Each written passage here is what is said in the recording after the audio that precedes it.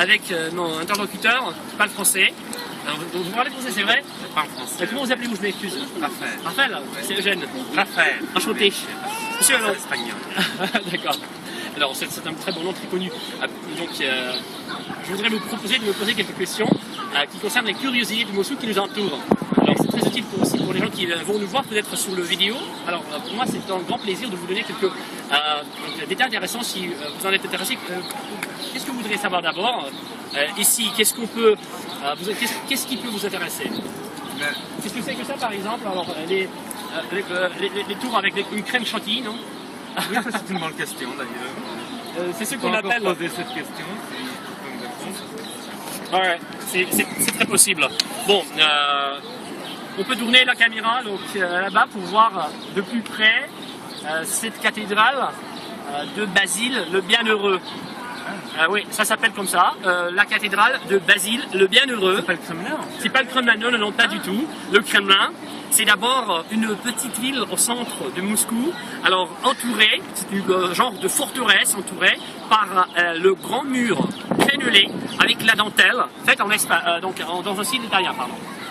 Et voilà les tours avec les étoiles du Kremlin. Et le Kremlin, c'est plutôt, quand on dit Kremlin, c'est une notion qui signifie plutôt le bâtiment où la grande représentation des dirigeants du pouvoir russe réside.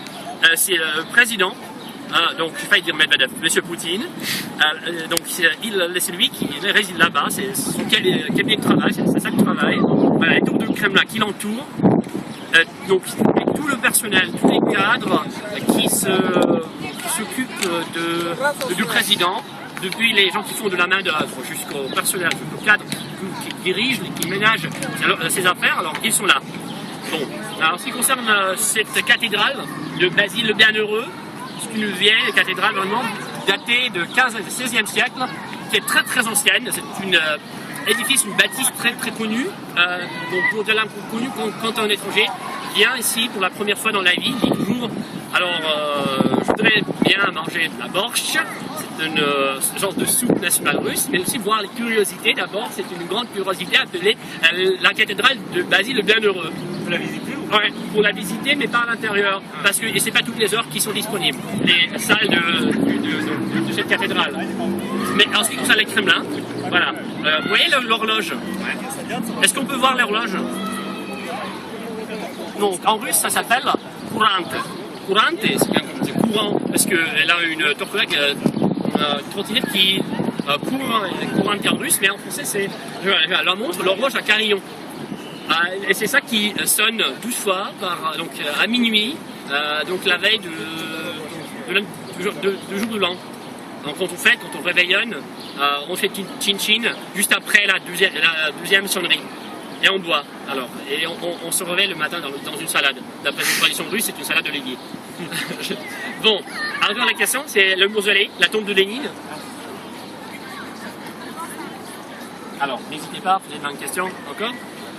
Mais j'ai une autre question par contre. Où est-ce que Staline est enterré aujourd'hui? Alors, Staline n'est certainement pas du tout enterré ici. Il est donc... Hein, il l'a été, non? Non. Je crois qu'à la base, quand il est mort, on l'a mis juste à côté de Lénine. Alors, est-ce vrai que Lénine a été accompagné de Staline après la mort de ce dernier? C'était dans ses rêves, je crois.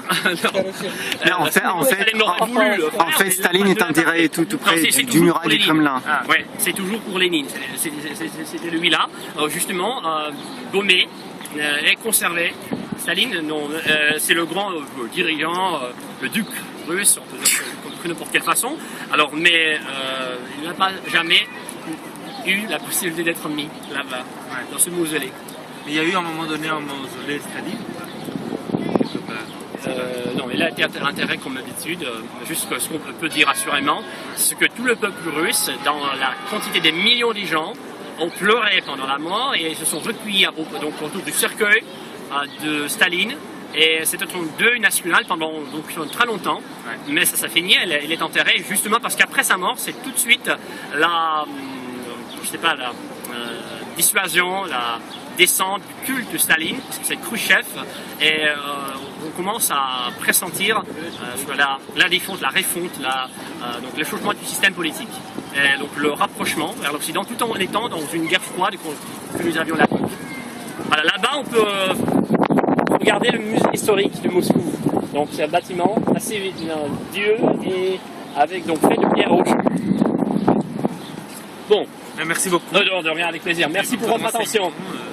Alors, il ne me reste que de vous souhaiter de passer une très belle journée à Moscou. Merci beaucoup. Au revoir Raphaël. Au revoir. Bienvenue. Vous êtes de quelle origine? Moi je suis russe, j'habite ici. Je Ça se fait que vous parlez si bien français. Mais c'est justement parce que je l'aime. Et vous pouvez parler si bien français? Parce que ma mère. L'élève. Ah d'accord. On peut dire que ma langue maternelle, la seconde langue maternelle, c'est français. Parce que je l'aime beaucoup. Si on aime quelque chose, alors on arrive à la posséder très bien. Ah oui. D'accord. Très impressionné d'ailleurs. Félicitations. Félicitations. Très bien. Au revoir monsieur. Ok, merci. Au revoir.